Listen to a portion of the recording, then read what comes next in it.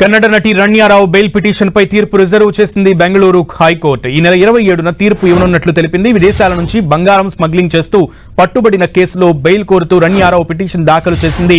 ఈ పిటిషన్ పై విచారణ జరిపిన న్యాయస్థానం తీర్పు రిజర్వ్ చేసింది. మరోవైపు రణ్యారావు బెయిల్ పిటిషన్ ను డిఆర్ఐ అధికారులు వ్యతిరేకించారు. ఆమెకు బెయిల్ ఇవ్వకూడదంటూ కోర్టులో వాదించారు.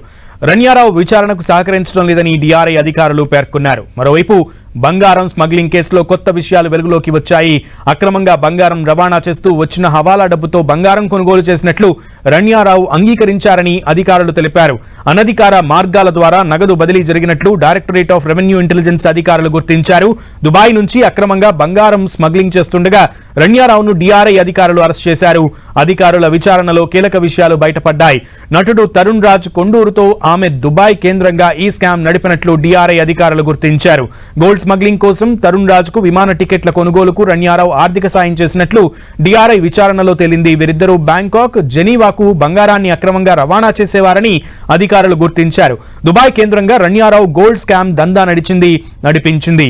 ఆమె సినిమాలకు గుడ్ బై చెప్పి దుబాయ్ కు వెళ్లింది. తన ఫ్యామిలీ బ్యాక్గ్రౌండ్ ని అడ్డం పెట్టుకుని గోల్డ్ స్మగ్లింగ్ లో డాన్ గా ఎదగాలని స్కెచ్ వేసింది. కానీ చివరికి ఆమె ప్లాన్ బెడిసికొట్టి జైల్లో ఊచలు లెక్కిస్తుంది.